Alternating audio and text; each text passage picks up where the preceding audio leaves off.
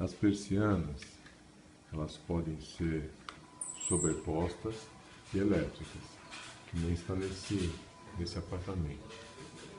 Então aqui nós temos o controle manual de 2 canais de parede, que não precisa de infraestrutura, e ele aciona 2 persianas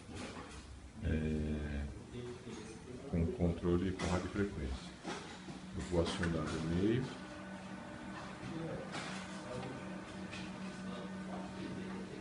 E elas são sobrepostas,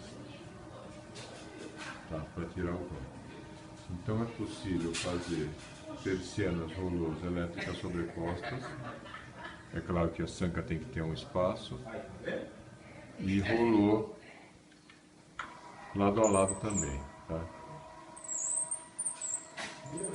Então temos aqui 3 persianas elétricas, que são todas elétricas, com sobreposição.